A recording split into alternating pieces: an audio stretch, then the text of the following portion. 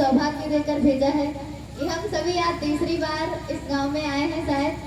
और गुरुदेव का काम करने के लिए हमने देखा है कि बहुत लोग कहते हैं हमको डीपीए कराना है, और वो डीपीए कहते तो हैं कराना है, पर कराते कराते सालों बीत जाते हैं, उनके घर कोई ऐसा मतलब वो बैठ नहीं पाता कि वो करवा ले, क्योंकि गुरुजी की इच्छा होती है तभी होता है। गुरुजी ये बात बार बार कहते थे कि बेटा तुम रेडियो बन जाना और तुम्हारे बीच से बोलूंगा मैं, और करने वाले कराने वाले यदि कोई है तो वो गुरुदेव है, नहीं तो 5-6 दिन के अंदर पूरे कार्यक्रम की तैयारी कर पाना। और आज के जमाने में जहाँ देखा जाता है कि हमारा स्वास्थ्य इतना अच्छा नहीं होता कि हम पूरे दिन काम करें, आप लोगों ने हमें लगता है पूरा रात दिन मिलकर मेहनत किया होगा, तो गुरुदेव आपके पीछे पीछे चले होंगे, और आपके पीछे पीछे चले ही नहीं होंगे, अभी यहीं कहीं हमारे बीच बैठे भी होंगे और बोल भी रहे होंगे और सुन भी रहे होंगे। जो सब कुछ हो रहा है करने कराने वाली वो शक्ति है। तो आइए सर्वप्रथम अपने गुरुवर को याद करें, अपनी माता जी को याद करें और उनसे भाव भरी प्रार्थना करें कि यहाँ जितने भी हैं जो भी बोला जाए कहा जाए वो सब आपके माध्यम से हो और आपकी चेतना उतरे। इसी भाव के साथ एक बार गायत्री महामंत्र ओम भूर्भुवः स्वः तत्सवितुर्वरेण्यं भर्गो देवस्य धीमहि धियो यो नः प्रचोदयात्। आप सभी को प्रणाम। आज हम सभी यहाँ प्रथम दिन प्रज्ञा पुराण की कथा सुनने आए हैं, और हमारे गुरुदेव ने जब देखा कि संसार में इतनी सारी अवांछनीयताएं आ गई है, इतना इंसान गिर गया है, उसमें इतनी दुर्बुद्धि आ गई है कि उसे अपने जीवन की समझ नहीं है कि क्या मिला है उसे। हम बहुत सारी चीजें देखते रहते हैं जो हमको नहीं मिला, पर हम कभी कभी ये भूल जाते हैं क्या मिला है हमको। उसका बोध कराने वाले गुरुदेव हमारे बीच बैठे हैं। एक कहानी आती है कि एक आदमी था और वो जा रहा था तो उसे पता चला कि तालाब के किनारे जितने सारे पत्थर पड़े हैं उनमें से एक पत्थर जो है वो पारस का पत्थर है। तो उसने सोचा कि यदि पारस का पत्थर मिल जाए तब तो मैं बहुत अमीर आदमी बन जाऊंगा, क्योंकि पारस को यदि लोहे से छुला दिया जाता है तो लोहा सोना बन जाता है। उसने ऐसा सुना था, तो उसने सोचा कि मुझे पारस पत्थर चाहिए। और जब तालाब के किनारे रोज एक नियम बना लिया कि सुबह उधर जाता और एक पत्थर उठाता और इसके बाद लोहे का बुरादा हाथ में रखता, उससे छुआ देता, और अगर वो सोना बन जाता तो अगर मतलब वो सोचता कि अगर सोना बन जाएगा तो रख लूंगा, और अगर नहीं बनेगा तो पानी में फिर फेंक दूंगा, तो नहीं बनता तो फेंक देना। ऐसा करता और रोज ऐसा करता हुआ जाता रोज, लेकिन उसे कभी भी पारस का पत्थर नहीं मिलता। 10 साल बीत गए, 15 साल बीत गए, अंतिम में उसे एक दिन पारस का पत्थर मिला, लेकिन तब तक वो भूल चुका था कि वो ये क्यों कर रहा है, क्या पाना चाहता है। और जब उसने उस दिन पत्थर उठाया, बुरादे से छुआया और पानी में फेंक दिया, तब उसकी नजर बननी पड़ी कि ये तो सोना बन गया, लेकिन तब तक तो बहुत देर हो चुकी थी और उसके हाथ से वो पारस पत्थर निकल चुका था। तो ऐसे ही हम सभी का जो जीवन मिला है वो बहुत ऊंचे उद्देश्य के लिए मिला है। जब ऐसे कार्यक्रमों में आपको बुलाए जाते हैं, ऐसा सौभाग्य गुरुदेव देते हैं कि आप यहाँ आए, तो समझ लीजिए बड़े ऊंचे उद्देश्य के लिए बुलाया गया है। धरती पर कभी कभी ऐसा समय आता है कि जब भगवान आए और उनके साथ हमें काम करने का मौका मिले, नहीं तो बार बार ये समय नहीं आता। क्या राम जी के बाद भी भगवान आए रहे होंगे? बहुत कम बार आए रहे होंगे, हमेशा भगवान तो नहीं आते, कभी कभार आते हैं। और गुरुदेव हमारे भगवान है, इसमें हमें तो कोई संशय नहीं, क्योंकि आप देखिए हमारे घर के सामने एक सड़क है और वहाँ एक गड्ढा हो गया है, तो उधर से जब भी कोई साइकिल ऐसे लेके आता जाता तो दिक्कत होती थी हम लोगों को भी, और सब देखते सब यही सोचते हैं मिट्टी पड़ जाती तो अच्छा होता, और हम भी यही सोचते। फिर एक दिन थक गए और हम और पिंकी दीदी मिलके वहाँ गए, मिट्टी उट्टी बांट दी। ये मन में विचार आया, देखिए छोटा सा काम भी यदि हमारे समाज में हमारे घर में बिगड़ जाता है तो हम रोज टालते रहते, हमारे भीतर इतनी हिम्मत नहीं आ पाती, या फिर हमारे भीतर है कि ये काम करना क्या कहेगा, जबकि है वो अच्छा काम। अगर यदि आप करेंगे तो आपको लोग सराहेंगे, बाद में सब लोगों ने कहा बहुत अच्छा किया, बहुत अच्छा किया, ये तो आप भी कर सकते थे ना, हमें क्यों। पर वो कायरता भीतर आ जाती है कि हम नहीं कर पाते, उधर चल नहीं पाते जिधर हम जानते हैं तो ये रास्ता सही है, पर हम चल नहीं पाते। तो उधर चलाने का जो काम है वो प्रज्ञा पुराण का काम है, उधर चलाने का काम है वो गुरुदेव का पथ है, अध्यात्म का पथ है। और जब इस पथ पर हम चल देते हैं तो हम उस ओर बढ़ जाते हैं जिस ओर हमारी यात्रा रहती तो सबके जैसे है पर होती सबसे अलग है। बताइए हमारे हाथ में कुछ है? हम जन्म अपनी मर्जी से लिए होंगे? क्या हम जानते हैं मरेंगे कब? हमारे हाथ में नहीं है। तो हमारे हाथ में है क्या? जो हमारे पास है हमारा जीवन, अब पता नहीं कितने दिन का है, उसे अच्छे से जी ले। और हमारे पास कहते हैं कि जन्म से लेकर मृत्यु तक की यात्रा है, पीछे का जो यात्रा है वो चुनाव का यात्रा है कि हम जो चाहे वो कर सकते हैं। हमको भगवान ने इतनी छूट दी है, बाकी तो छूट नहीं दी कि जब आप चाहो धरती पा जाओ, जब चाहो तब चले जाओ और जब चाहो तुम ना जाओ, कि भगवान समय आ गया तो ऐसा गया, अभी अब नहीं जाएंगे, हमारा 20 साल और रुकने पर है। क्या ऐसा हो सकता है? बिल्कुल नहीं। तो इसका मतलब कि हमको सिर्फ ये छूट मिली है कि जितना दिन हमको जीवन मिला है उसमें हम क्या करना चाहें और क्या नहीं करना चाहें। जो चाहेंगे वो कर सकते हैं, चाहे हम अच्छा करें और चाहे खराब करें। अब देखिए यहाँ भी जो वर्तमान समय में हम बैठे हैं, यहाँ भी तो एक चुनाव ही हो रहा है। आप लोगों ने चुना यहाँ बैठकर कथा सुनने का, हमने चुना यहाँ बैठकर कहने का, और बाकी लोग चुने होंगे कि हम कहीं दूर से खड़े होकर सुनेंगे। कुछ लोग ये चुने होंगे कि क्या जाए क्या कहेंगे, है ना? क्या होगा वहाँ पे? वहाँ जब तो मोबाइलिया साइड में तलाक मिला है, तब रील कैसे देखा तो भोजपुरी गनवा कैसे सुना, और सारी चीजें उनके मन में आई होंगी। चुनाव ही तो हो रहा है। अब आप ये सुन रहे हैं, आपको गुरुदेव द्वारा विचार दिए जा रहे हैं, और जब उसे आप जीवन में उतारेंगे तो आपका जीवन धन्य होता हुआ चला जाएगा, आपका जीवन महान बनता हुआ चला जाएगा। पर उन लोगों का सोचिए जरा, जिन्हें इतनी भी अकल नहीं, इतना भी दृष्टिकोण साफ नहीं है कि वहाँ जाने के बाद हमारी बुद्धि शुद्ध हो जाएगी, हमारे जीवन का कल्याण होता हुआ चला जाएगा, और ये जो जीवन मिला उसका अच्छा उपयोग कर लेंगे। नहीं तो आए थे और चले जाएंगे। क्या बस इसीलिए? पता नहीं दोबारा मानव का जीवन मिले ना मिले। हम लोग देखिए जानवर होते हैं तो वो सबकी भाषा नहीं बोल पाते, पर इंसान होता है वो सारे जानवरों की कॉपी कर लेता है, वो सबके जैसा बोल सकता है। इसका मतलब कि वो सारे योनियों से होकर गुजरता हुआ आया है। 84 लाख पहले कीड़ा मकोड़ा भी था, जानवर भी था, पशु पक्षी भी था, तब जाके वो इंसान बना। और इंसान बनने के बाद भी वही काम, बस सिर्फ पेट के लिए जीना और फिर जीते हुए ऐसे जीते जीते बूढ़े हो जाना और बूढ़े होके खत्म हो जाना। बताइए पहले हमारे भारत में कितना अच्छा परंपरा था कि यहाँ पहले लोग आते थे और उन्हें पता था कि उनको 4 धर्म निभाने हैं। जब वो बच्चे थे, इसके बाद बड़े हुए और बूढ़े हुए, वो पहले तो अपने बच्चों वाला कर्तव्य निभाते, बड़े हो जाते तो उसका कर्तव्य निभाते, विवाह होता तो अपना घर गृहस्थी चलाते, फिर बच्चे हो जाते तो उनको सब कुछ सौंप कर और फिर चले जाते भगवान को पाने के लिए कि मैं कौन हूँ यो तो जान जाऊं। क्या हम सभी जो दिख रहे हैं वही हैं? शायद नहीं, क्योंकि अभी मेरे भीतर से जो बोलने वाला है वो चला जाए तो आप मुझे पूर्णिमा नहीं कह सकते, आप पक्का मुझे लाश ही बोलेंगे कि नहीं बोलेंगे। और शायद मुझे छूने के बाद आप नहाए भी। क्या वही शरीर जो 10 मिनट पहले इतना अच्छा था वो इतना खराब 10 मिनट बाद ये कैसे हो गया? इसका मतलब कि हम शरीर तो है नहीं, हमारे भीतर कुछ और है। तो वो और क्या है, क्या आप जानते हैं? नहीं, पर इसे हम जान सकते हैं। जब हमारे भीतर गुरु आए और जब हम उनसे जुड़े तो गुरु के माध्यम से ही अपने आप को जाना जा सकता है। कोई व्यक्ति कहे मैं अपने आप को जान जाऊंगा, तो अभी तक आपने क्यों नहीं जाना?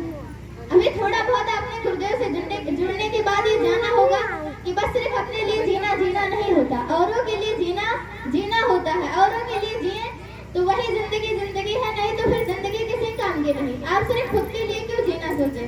गुरुदेव से जुड़ने के बाद भी ये मन में आया होगा, नहीं तो ये बात मन में आती भी नहीं। और सिर्फ हम अपने परिवार के लिए, ज्यादा से ज्यादा पड़ोसी बीमार है तो मन में दया आ गई करे। पर गुरुदेव के देखिए, उनके गुरु जब जीवन में आए तो उनका दायरा कितना बढ़ता हुआ चला गया। एक छोटी सी मछली, जैसे कहते हैं मत्स्य अवतार हुआ था तो बहुत छोटी सी थी, पर जब धीरे धीरे बढ़ते बढ़ते पूरा समुद्र ले ली। वैसे गुरुदेव किसी एक छोटे से गांव में रहे होंगे ना, हम आप जैसे हम सभी आप एक छोटे से गांव में है, लेकिन जब दूसरों के लिए मन में कुछ करने की भूख उठती है, पीड़ा उठती है, तब देखिए व्यक्ति चाहे जितना भी छोटा हो, बड़ा से बड़ा बनता हुआ चला जाता है। जैसे कि हमारे गुरुदेव, वो भी एक छोटे से रहे होंगे, उनके गुरुदेव ने आए उनके घर और उनसे पूछे कि क्या तुम समाज के लिए अपना काम करोगे?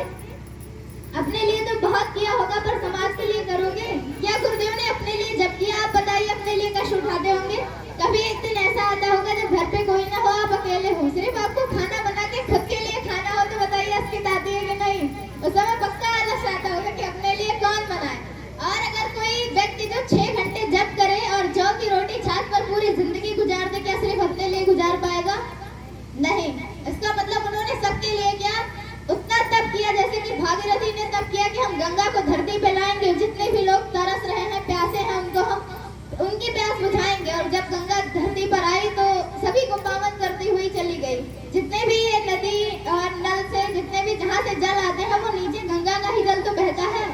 धरती पर ना आती तो हम सभी आज शायद प्यासे ही मर जाते कब का, और ये धरती होती ही ना, क्योंकि जल से ही धरती है।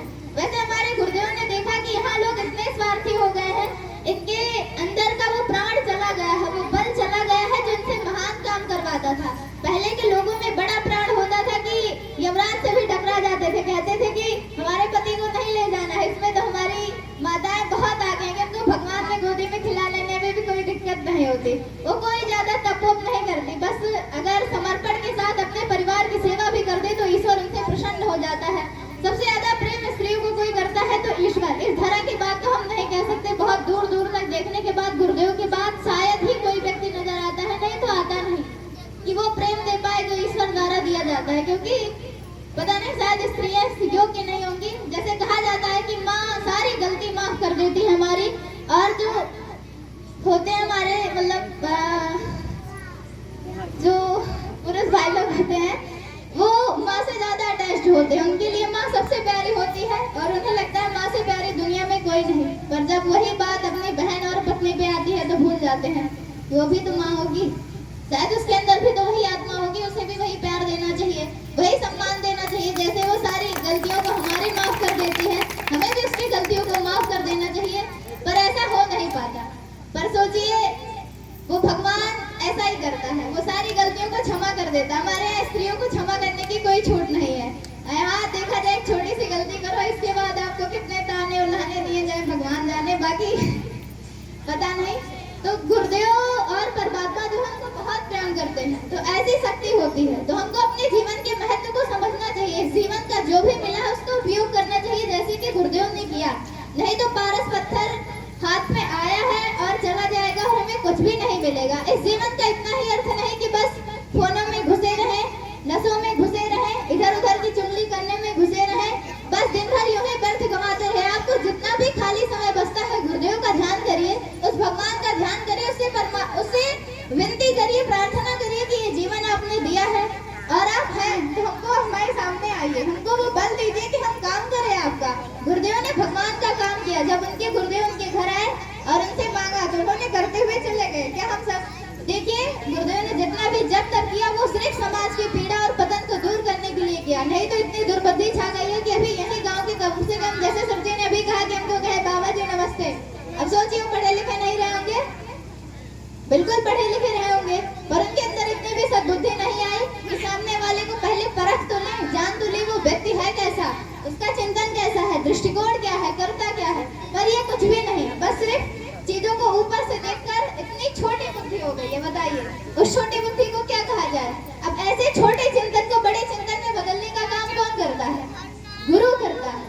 और जब गुरु जीवन में आता है तो फिर ये सारी चीजें बदलते हुए चले जाते हैं। आपके जितने भी गलत काम है, जितने भी खराब काम है, वो छूटते हुए चले जाते होंगे।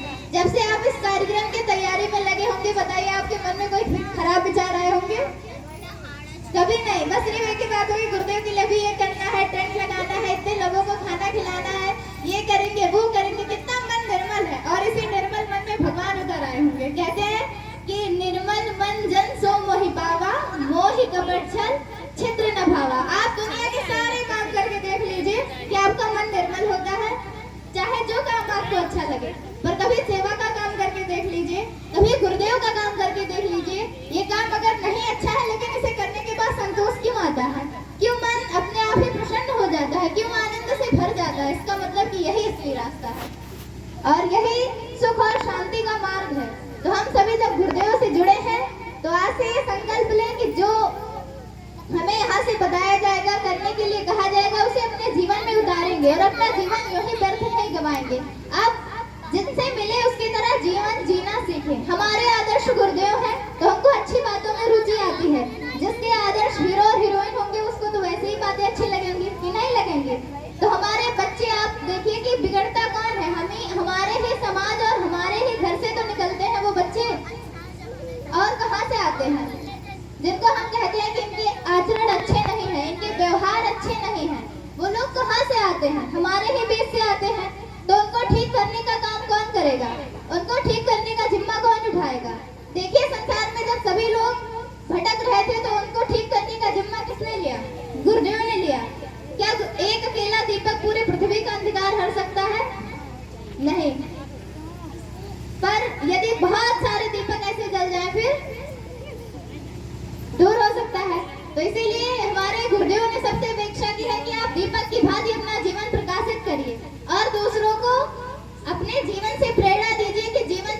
मैसेज है। आप लोग सर जी से सीखते होंगे कि सर जी सुबह सबसे जल्दी उठ जाते हैं, गायत्री मंत्र का जप करते हैं, स्वाध्याय करते हैं और इसके बाद पूरा दिन काम करते रहते हैं। उनको शायद आराम करने का भी मौका नहीं मिलता और कभी अपने बारे में सोचने का भी मौका नहीं मिलता होगा कि ये बीमारियां मुझे चला थोड़ा सा दवा करवा दे। कभी नहीं सोचते होंगे, कोई डांट भी देता होगा तो डाल देते होंगे, दिन भर काम में लगे रहते हैं। तो ऐसे जीवन से आप सीखते होंगे, आनंद आता होगा कि कोई व्यक्ति ऐसा है जो समाज के लिए जीता है। आप गुरुदेव के जीवन को देखते होंगे तो आपको आनंद आता होगा कि एक भी क्षण उनका ऐसा नहीं जाता था जब किसी काम में ना जाए। हम लोगों तो बहुत सारा समय ऐसे ही गंवा देते हैं, पर उसी समय का उपयोग करने लगे फिर देखिए कैसा अच्छा होता हुआ चला जाता है कि नहीं होगा। इसी जीवन का उपयोग करके ही तो लोग भगवान को पा जाते हैं, इसी जीवन का उपयोग करके ही तो लोग महान से महान काम कर जाते हैं। इसी जीवन के समय का उपयोग करके ही तो अरुण भैया ने संकल्प लिया था कि हम 1 लाख पौधे लगाएंगे और 50,000 शायद लगा भी चुके होंगे। ढेर सारी नर्सरियां लगवा दी घर घर, इसी बुद्धि का तो उपयोग करके। पर यही बुद्धि जब गड़बड़ा जाती है फिर देखिए हम घर में दारू पी के आते हैं तो मम्मी को पता नहीं चलना चाहिए। आजकल के जितने भाई हैं वो सभी जाते हैं ठेके पे, क्योंकि आप जब ठेके के आसपास रह के कभी 1 घंटा गुजार लीजिए, वहाँ जो भी दारू लेने जाते हैं उनकी उम्र पता करिए तो 18-20, ज्यादा से ज्यादा 30 तक। इसके बाद तो बहुत कम ही लोग आते होंगे। क्या ये उनकी उम्र है? ये जीवन इतना महान जीवन है कि इसी जीवन से ही तो स्वामी विवेकानंद हो गए। इसी जीवन को तो जीकर गुरुदेव ने इतना बड़ा काम कर दिया कि आप सोच भी नहीं सकते। हमारे गुरुदेव 6 घंटा लिखते थे, 6 घंटा जप करते थे, 2 घंटा पढ़ते थे और बाकी पूरा शांति कुंज का जितना मॉडल है वो तैयार करते थे और बाकी बचे समय में परिजनों से मिलते थे। उससे भी जो समय बच जाता था शाम के समय वो जाते थे, दीपयज्ञ करवाते थे, प्रवचन देते थे। 24 घंटे के अंदर इतना सारा काम एक व्यक्ति करता था उसी जीवन का तो उपयोग करके। पर उसी जीवन का उपयोग हम क्या करने में करते हैं? शाम को चले जाते हैं, पी के चले आते हैं, घर में मम्मी पता नहीं चले, फिर सो जाते हैं और फिर इसके बाद सुबह उठे 8-9 बजे आराम से उठते हैं। इसके बाद जो मर्जी आएगी, नहीं मर्जी नहीं आएगी। ये कैसा जीवन है बताइए? हमें आपके बीच, हमें आपके घरों में ऐसा जीवन जीते हुए लोग पाए जाते होंगे कि नहीं जाते होंगे? उनके पास ना कोई श्रेष्ठ उद्देश्य है और ना कोई लक्ष्य है कि हमको ऐसा काम करना चाहिए। क्यों नहीं है? क्योंकि वो अच्छे विचारों से नहीं जुड़े हैं। यदि वो अच्छे विचारों से जुड़े होते तो क्या उनके अंदर सद्बुद्धि नहीं होती कि कुछ नहीं तो हम कम से कम ईमानदारी से जाके कुछ कमा ही ले, कुछ नहीं तो हम जाके कुछ ऐसा काम कर दे जिससे हमारा जीवन सुधरे, कुछ नहीं तो बैठ के जप कर ले, कम से कम मन तो शांत हो जाए। कुछ नहीं तो हम रोज कहते हैं कि भारत माता हमारी माता है, हम अपने देश के लिए अपनी जान दे देंगे। ये कहते हुए हमारे नौजवान भाई बहुत देखे और सुने जाते हैं, पर इनके मन में कभी नहीं आता कि पूरा दिन हम यूं ही व्यर्थ गवा देते हैं तो चलो जाएं आज 10 पौधे लगा दें, आज थोड़ा फोन कम चलाएं। फोन चलाने से होता क्या है? कुछ मिल जाता है? कोई अगर 10 साल भी फोन चलाए उसके बाद क्या है कि हमको कुछ मिल गया तो बताइए? यदि वो सही चीज देख रहा है तो शायद उसे मिल भी जाए, यदि पढ़ाई कर रहा है तो वो अच्छे नंबर पा जाएगा। पर नहीं, हम ऐसे बस रील देखते रहते हैं जिससे कोई भी फायदा नहीं होता। हमारे गुरुदेव ने कभी ऐसा जीवन नहीं किया। हमारे गुरुदेव ने जो जीवन जिया वो श्रेष्ठ जीवन जिया, जो काम किया वो श्रेष्ठ काम किया। तो हम अपने गुरुदेव से जुड़े हैं और ये कथा तो शायद रोज नहीं होगी, 3-4 दिन की होगी, लेकिन इसके बाद हमारे गुरुदेव ने जितने भी किताबें लिखी हैं वो रोज आपको कथा वाला ही आनंद देंगे। उनका आप अपने घर में ले जाइएगा और रोज पढ़िएगा, क्योंकि यदि हम रोज ये अच्छी बातों का अध्ययन नहीं करेंगे तो हम भूल जाएंगे और फिर भूल जाएंगे, फिर उसी मार्ग पर चल जाएंगे।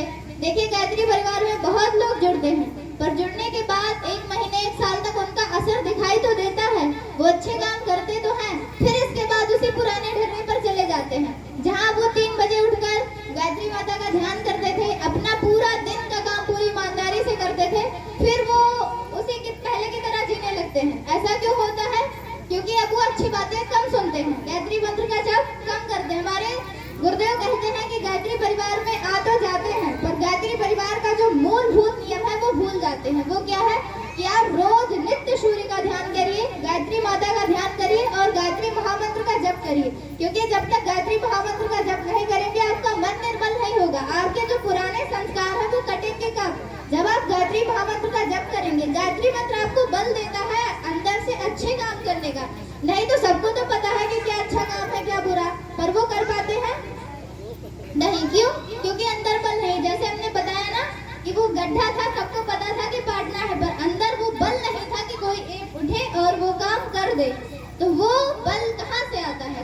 गायत्री महामंत्र का जप करते हैं। नहीं तो हम कितना भी सोच ले कि ये अच्छा काम करेंगे, वो अच्छा काम करेंगे, पर हम कर नहीं पाते। तो हम गायत्री महामंत्र का रोज जप करें। दूसरा, गुरुदेव ने कहा कि रोज अच्छे विचारों का अध्ययन करें। आपने अपने मन को निर्मल तो कर लिया, आपके भीतर ऊर्जा आ गई, आपके भीतर शक्ति आ गई, पर आप करें क्या? खेत तो अच्छा बन गया, उसकी जुताई भी हो गई, उसमें खाद भी डाल दिया गया, अब उसमें कौन सा बीज बोया जाए कि वो फसल अच्छी हो? तो ये कैसे पता चलेगा? जब हम गुरुदेव की किताबों का अध्ययन करेंगे, जब हम ऐसे व्यक्तियों से मिलेंगे जो हमें अच्छी मार्ग बताते हो, जो हमें अच्छा काम करना बताते हो। नहीं तो आपका जीवन यूं ही गुजर जाएगा। देखिए, ये बड़ा अद्भुत समय है जहाँ हर व्यक्ति भटका हुआ है।